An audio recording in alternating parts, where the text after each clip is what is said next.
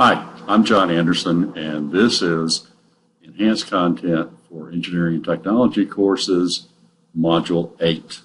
In Module 8, we're going to continue our discussion of composites manufacturing. We're going to talk a little bit about tooling, and we're going to talk about process selection, and a few interesting techniques that are used in the manufacture of composites. Also, I have some activities, the student activities that I think you'll be interested in also. So, let's get started. I'm going to first cover some aspects of tooling for composites manufacturing. And so, if you go and look under the folder for composites manufacturing on the Aerospace Manufacturing Education website, you'll find actually 3 different modules. Composites manufacturing 1, 2, and 3. We covered 1 in the last module, and we're going to cover tooling and processes, that is, modules 2 and 3 in this module. So I've extracted, or I've actually taken out some of the slides because I want to cover a couple of several key elements in tooling and process selection in this module. So as usual, we have learning objectives. You can use these either to insert into your courses or modify them however you'd like. These are the same learning objectives that we have in the instructor notes on Composites Manufacturing 2. We have a module overview, and then we start talking about tooling and mold considerations. In most plastics processes, we talk about molding, or a mold that we define the shape of the part as. In composites, we typically refer to the mold as a tool or tooling. So there are several considerations that we need to run through in deciding what kind of tooling we're going to actually use. The first of those is the volume of parts. That is, production rate. How many parts are we going to make? Do we need to make 5 parts, or do we need to make 100,000 parts? If we need to make 100,000 parts, then we need to carefully consider the life cost of the tooling, and we need to make tooling that's sufficiently rugged, sufficiently robust, that we can make a large number of parts off of it with a minimum of maintenance. So the first thing we have to do is determine how many parts we're going to make. And the second is, using that same information, figure out which manufacturing process we're going to use.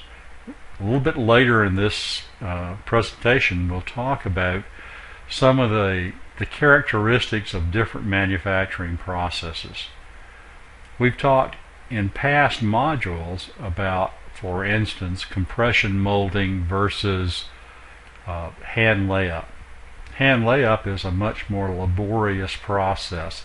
The cycle rate is much lower for a hand laid up part than it is for a compression molded part. But there are some different characteristics of the final product that drive us towards either hand layup or compression molding. And there's some differences in cost too. Compression molding is typically done with a closed mold, and hand layup is frequently done with an open mold, more frequently than not. The third consideration that we need to think about is shrinkage allowance. When we go from the liquid state resin to a solid cured part, we're going to have a change in volume. And this change in volume is referred to as shrinkage. Shrinkage varies with the geometry of the part, with the thickness of the part, there's a lot of variation there. But we can typically find in design guides or by experience a rule of thumb or close shrinkage allowance to work against. Shrinkage is typically expressed in inches per inch or centimeters per centimeter, whatever. Centimeters per meter, perhaps. So we need to think about shrinkage. If we make our mold the exact dimensions of the part, the exact dimensions required of the part, and then we have shrinkage, we're going to have a smaller part. So it may not fit with the next part in the assembly. So we have to think about shrinkage. We can actually put a shrinkage allowance into our tooling so that the final part ends up at the right dimension. Draft and corner radii. When we envision a part, let's say it's a box. Think of a cigar box. We want to make this out of a fiber reinforced plastic. So we're going to do it with a carbon fiber and an epoxy resin. Well, if we want to have the exterior of our cigar box to have a defined surface quality, then we want to lay it up in a female mold so that the mold walls will define the exterior wall of the part, and we can get a good surface finish that way. But if we make it absolutely straight up and down, then we're going to have some what's typically called stiction. Whenever we cure up a liquid part against a wall of a mold, the wall of the mold is not perfect. It has small imperfections in it, and when this liquid cures up against that wall, it's going to find its way into all of those imperfections. Although it may not be visually unattractive. What's the word I'm looking for here? May be visually okay. Those small defects are going to tend to cling, make the part cling to the mold, and so it's going to be very hard to demold the part. It's much easier if we make the walls slant outward from the part so that we have a small draft. That's what we refer to as draft. Also, the corner radii. We can't actually mold a 90-degree corner into the part. It just doesn't happen. So we have to figure out what we can live with there. The closer we get that to 90 degrees, the harder it's going to be to demold the part and to get good quality in the part. So we need to really think hard about what's required there. And in many cases, you'll see in plastics, designers will purposely make smooth flowing surfaces on parts where the surfaces are exposed to air. I mean, they're not mating surfaces. So they make those smooth flowing surfaces both for aesthetic purposes and because they're easier to demold. Next is the coefficient of thermal expansion. We have, as we raise the temperature of a material, it tends to grow. And then as we cool it, it tends to contract. So the amount that it expands or contracts is the coefficient of thermal expansion. So we have a a coefficient of thermal expansion for our tooling material, and we have a coefficient of thermal expansion for our product.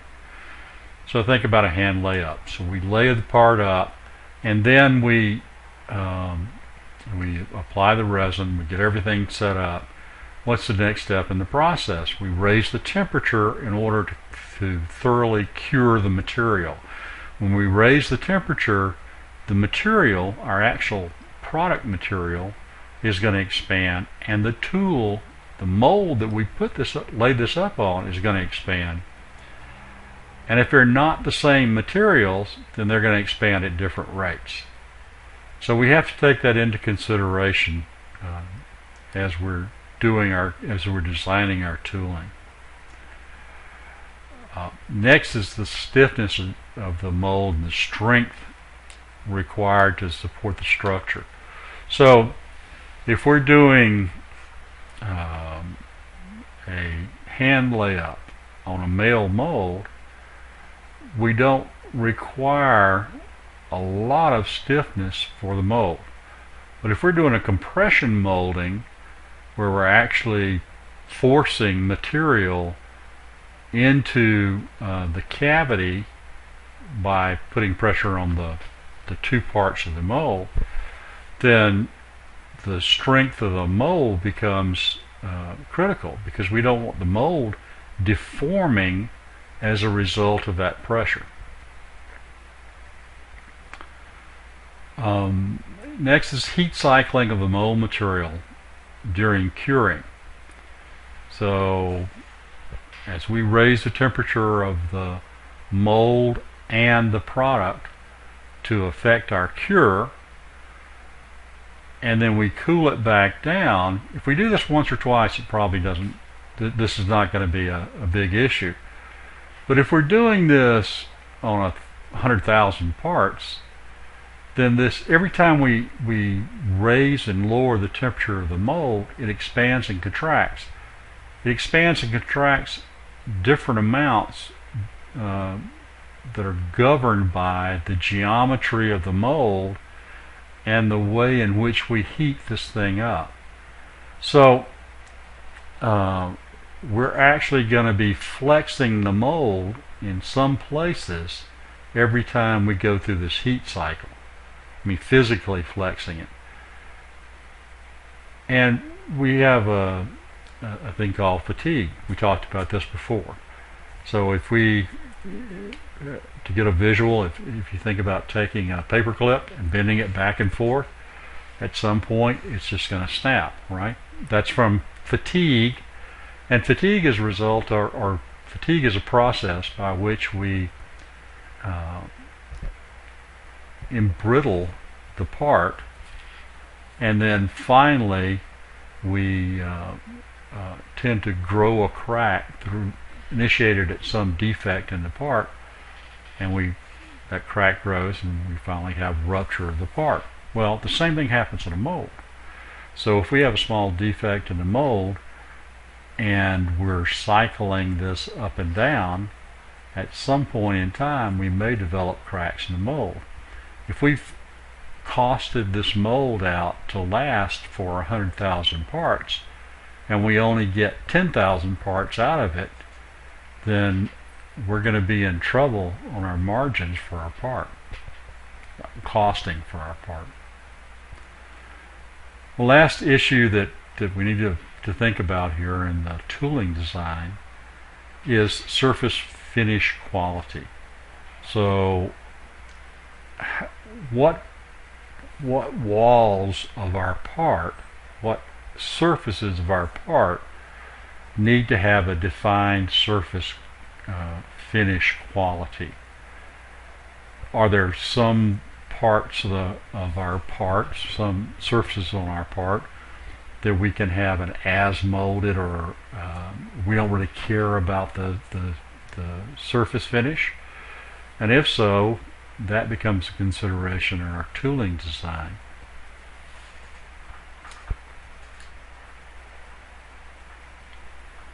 So once we get our tool made, then we have some process concerns about the tooling.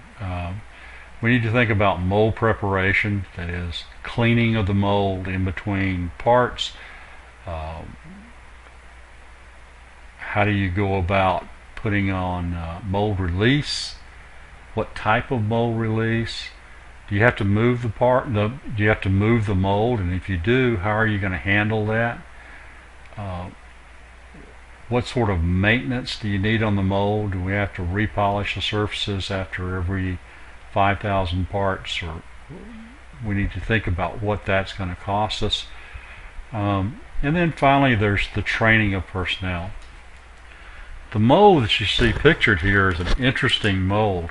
This is actually for one of the first composite fuselage aircraft, and I think it's still the only one-piece composite fuselage. This is for, I believe it was Cessna that put this together. But anyway, it was a small commercial jet. And you can see here's the windshield of the cockpit.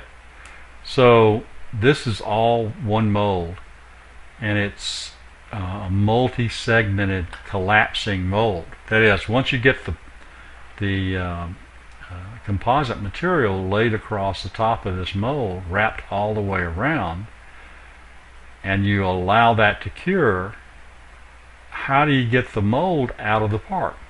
Well, you do that by collapsing different segments of the mold so that its exterior dimensions shrink and you can pull it out of the part.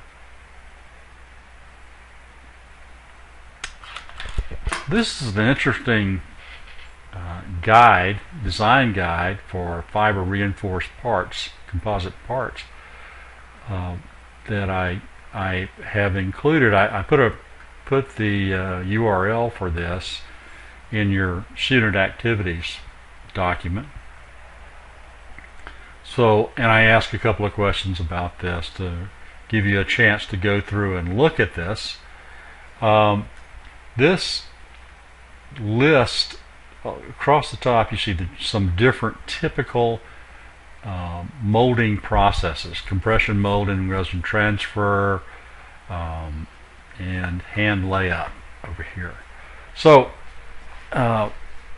this gives you some guidelines as to the different parameters that you can expect out of parts made with these processes. So we have minimum recommended draft. Talked about draft. How do you demold the part? So for instance, for a spray up or a hand layup, a minimum of 1 degree draft is recommended, versus for compression molding, somewhat higher draft. So this 1 degree here that would be very tight for hand layup, I'll tell you just from personal experience. So there's also minimum practical thicknesses of the parts, wall thicknesses of the parts. There's some other features, part features, undercuts and core pulls and slides that allow you to put features into parts, and those are practical on some processes and not practical on others. Molded in holes are practical on some processes but not on others. So if you need molded in holes and you're going to do a hand layup part, you're going to have a subsequent assembly process to drill, chamfer, and deburr those holes. So that costs money.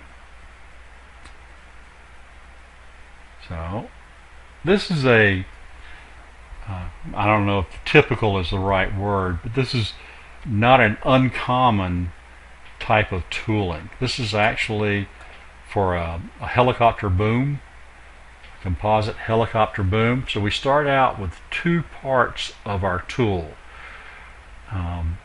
This is actually the mandrel that we're going to lay this part up on, either by rotating the mandrel and doing a toe placement, fiber placement across here, winding it, or by laying up fabric on here, tape or fabric in some method. So this would at least have to rotate, even if we're going to lay up a pre-preg fabric, for instance. This would still have to rotate around so that we could conveniently get to the bottom part of the fuselage to lay up parts there, to lay up parts of the fabric there.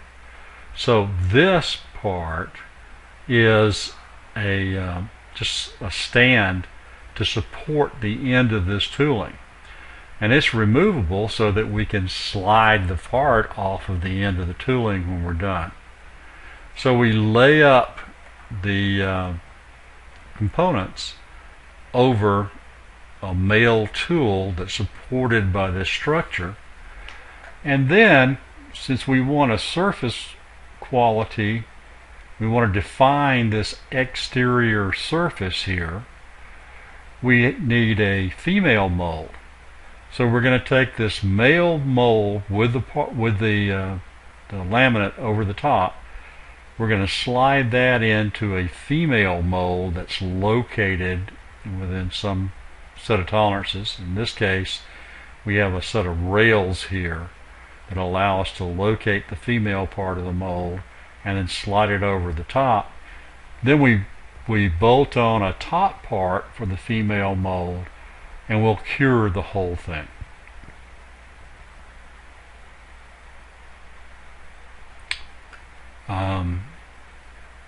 Quality of the molded part is directly a function of the mold quality.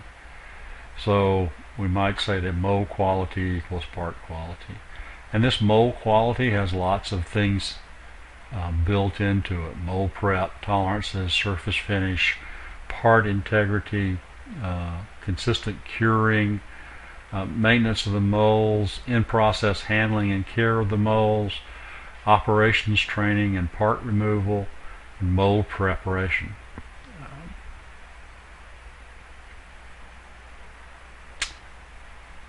To give you a good feel for what it takes to put a tool together, I have put in the student activities. I've asked you to go through and spend an hour watching this video. This is on YouTube. The guy here looks a little strange, but he does a great job. It's one of the better videos that I've ever seen on this sort of thing. But it goes all the way through from the original design of a part. This is an air box of some kind. It goes from the original design of the part into a hand-made tool for the parts, into finally actual production of the part. So like I say, I've put that into the student activities, and there are URLs there for the videos in YouTube. There's actually 3 parts there. I've also put in the student activities some injection molding references. Now, we're not talking about injection molding in this module or even in this course. We don't have any injection molding modules on the Aerospace Manufacturing Education website. But these are 2 references that I've used in the past, and they're really good. And they talk about mold design and point out some problems and some tough areas in designing molds that are interesting to keep in mind. So if you're really going to get into composite molds, I would suggest that you read the mold design portions of both of these guides, and it'll give you some good ideas, and on mold prep also. So the first one is Processing and Mold Guidelines. It's made by Eastman Polymers. Eastman Polymers makes chemicals, makes plastics that are used for injection molding, and so it behooves them to educate their customers as to how to use their product.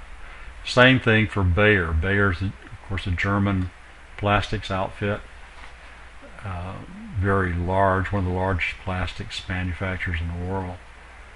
And their document is Part and Mold Design for Thermoplastics. And I've put the URLs in your student activities also.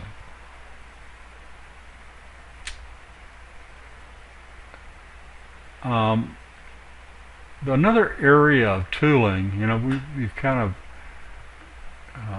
assumed that the tooling was going to be some fixed tooling. We make a tool, we use it for our parts, and once that's done, we have to dispose of the tool somehow. We can't really change that tool to make another part with a different geometry. There is an area called smart tooling in general. It's also referred to as flexible tooling in some circles. And there's a company actually called Smart Tooling that specializes in excuse me, mandrel type tools, mandrels and bladders for making composite parts. This is a cost study that they did. These are their numbers, not mine. So they're comparing their smart tooling materials versus a silicone bladder over foam. Foam gives it shape, silicone gives it a release property so that you can slide this out of. You can pull the foam out, silicone bladder collapses, and you can pull it out of the tool, out of the part rather, after cure. Silicone, you can select silicone and foam so that it has a fairly high use temperature, working temperature. The next one down is a washout mandrel. We can make a mandrel, we can mold a mandrel out of material that is soluble in a solvent. So once we cure the part, we can soak it in a solvent, dissolve the mandrel, and wash it out of the part. And the last is a multi-piece mandrel. This is like that aircraft fuselage we looked at a couple of slides back. So this is hard tooling. And if you look at the number of tool uses, the typical number of parts that you can make for each of these, you sort of see how they differ. This hard tooling, conventional tooling, we get 500 uses versus a dozen uses out of the smart tooling, versus 6 uses out of the silicone bladder. Obviously, we got to redo the foam every time, and only 1 use for the washout mandrel.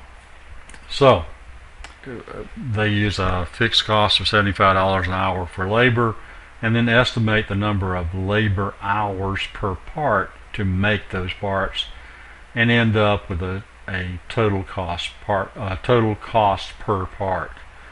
And using their numbers, they come up with a dramatically lower cost per part.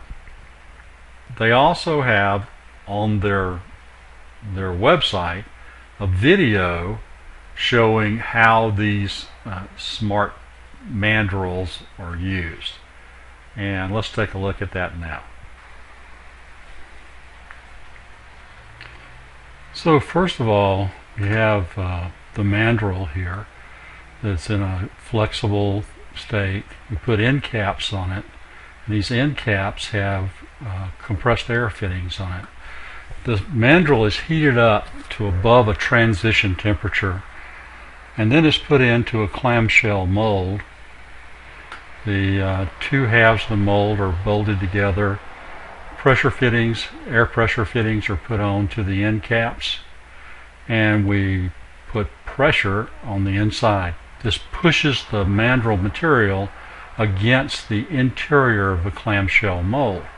Once we reach the pressure, we take the lines off, we allow it to cool below its transition temperature, and now the mandrel has accepted the shape that was in the clamshell mold, and since it's below its transition temperature, it's hard and stiff.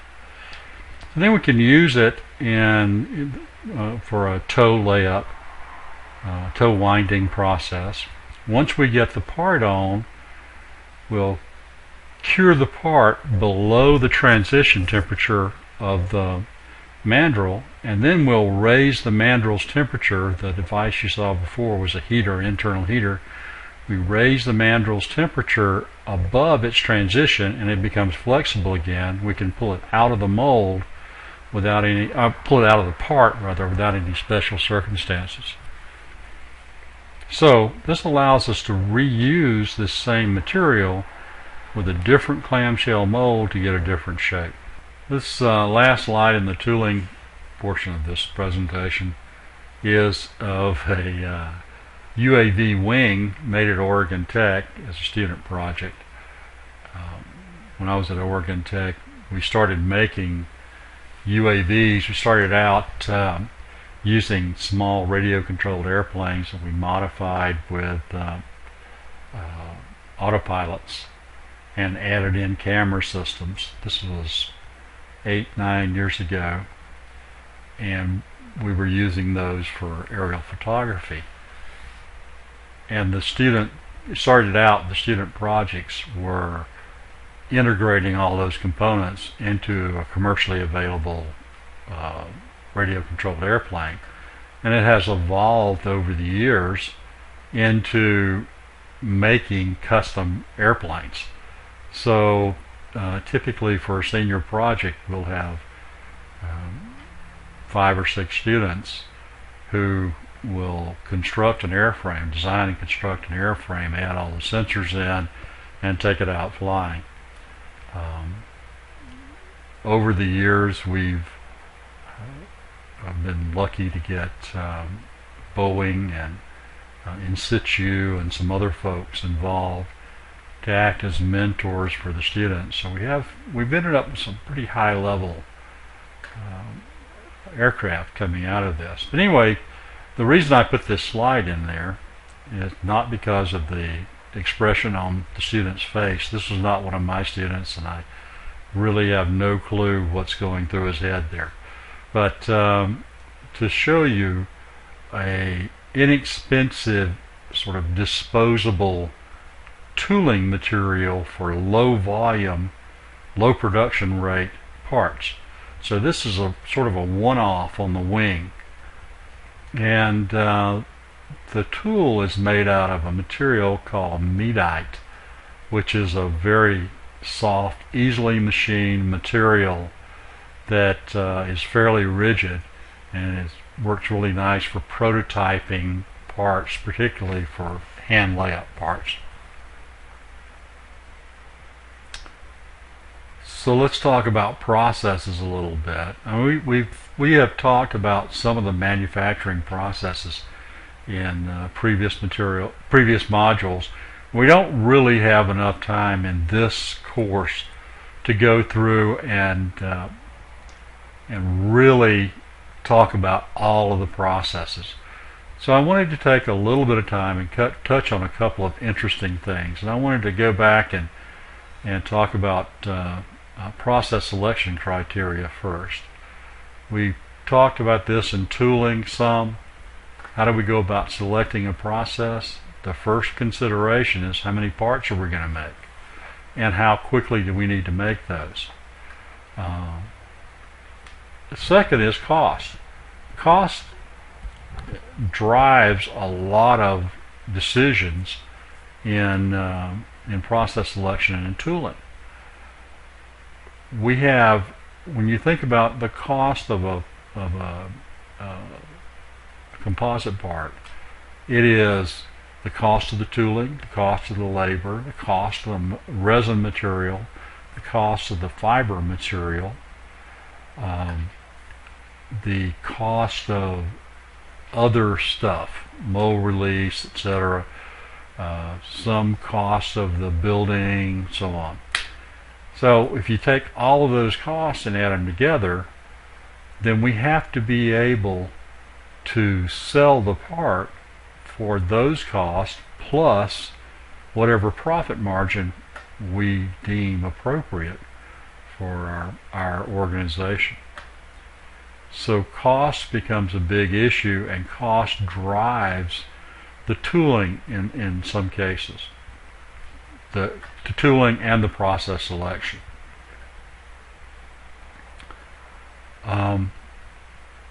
Product performance requirements. How much strength do we need out of the product? How stiff does the product have to be? What's the product going to weigh?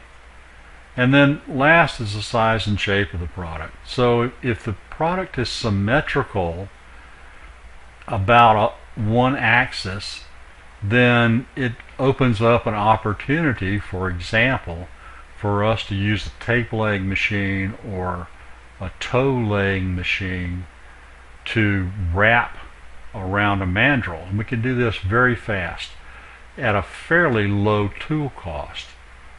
So the size and shape of the product drives a lot of our product selection and tooling. This table lists some typical composite processes on the vertical side over here under process, and then it gives some relative parameters over on the horizontal scales. So we can look at the relative production speed, the relative cost per part, the relative strength of the parts, the relative size, shape, and raw materials. For hand layup and wet layup, hand layup is we're assuming prepreg material primarily, and wet layup is primarily fabric and resin. So you can see that a lot of the parameters are similar except for cost. Cost is higher because of the prepreg material. Filament winding, there's a broad range of production speeds. There's a broad range of costing. Typically high strength parts. We can make small parts, we can make large parts with filament winding. The shape is what drives this. It can be cylindrical, and it should be cylindrical and axisymmetric. That is, it's symmetric about one axis. And we can use continuous fibers. Resin transfer molding. Well, I'm not going to go through and read each one of these, but spray up is short fiber material where we're spraying it in. This is used a lot in boating applications, boating, bathtubs, that sort of thing. Roll wrapping for carbon tubes, for instance, carbon structural members. Pultrusion we've talked about. SRIM is structural reaction injection molding. It's a fairly expensive process to set up, but it has fast production speeds, and so the cost per part is low because you assume you're going to make a bunch of parts. Medium strength, we can do a wide variety of parts with this, part shapes. We can do complex parts. It has a lot of the advantages of injection molding with using thermoset versus thermoplastic material. We talked about compression molding, stamping, and injection molding is the bottom one down here. Injection molding is added into this table because we can put short staple fibers into injection molding pellets and end up with a reinforced plastic, which in some cases will include in the composite materials, FRP process. Let's talk a little bit about process in processing. I think we mentioned this before, ply cutting and kitting when we talked about hand layup. In order to make our hand layup process more consistent, to take some of the human error out of this, we use a process called kitting. And so we have some people whose specific job it is to cut the parts out, of this large fabric sheet, and then to assemble those parts onto a cart so that the person actually doing the hand layup can take those pieces and lay them out in a predetermined fashion.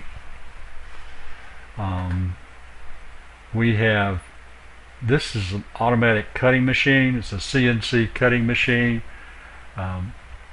These machines actually came out of the textile garment industry. So how do you make lots of parts? And if you are not in a place that allows you to have very, very, very low cost labor, read sweatshop. If you want to not have to do that, and you want to improve your consistency of the product, you can use a machine, a computer numerical control machine, to repeatedly and accurately cut the parts out of fabric, the pieces out of fabric. So this is used in the garment industries, it was developed for the garment industries, but it's a natural for composites also.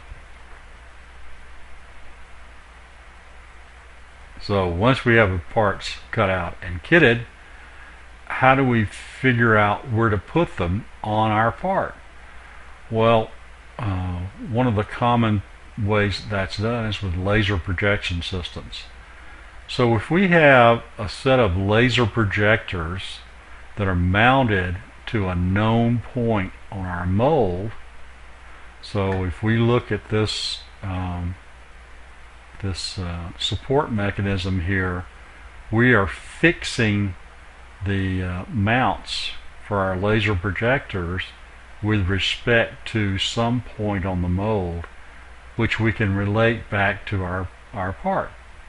So we turn on the laser projectors, and we have a program coming from the CAD, typically the CAD program that defines our final part, that we can select, we can position each of these pieces of fabric that we're going to lay down on the part, and we can determine the orientation, the fiber orientation of each part. So all the operator has to do with the laser projector on is to go take the appropriate piece out of the kit, off the cart, and align it with these laser lines here. And then they'll go and select on the controller the next piece to be laid on. The laser projector moves and highlights that part, and then you take the appropriate piece out of the kit and you put it on there. So this is a huge, huge, huge quality and time-saving device. So I mentioned quality before. This is the Boeing. This is a Boeing fuselage part. That this is for the Boeing Phantom Works out of St. Louis, and they're getting FA-18 Super Hornet nose barrels in. They get the fuselages from Northrop Grumman, who's their subcontractor out of El Segundo, California, and then they have another vendor that makes the nose caps. And so part of Boeing's job in manufacturing the FA-18 is to assemble that nose cap to the fuselage. Well, they also have to make sure before they put that nose cap on.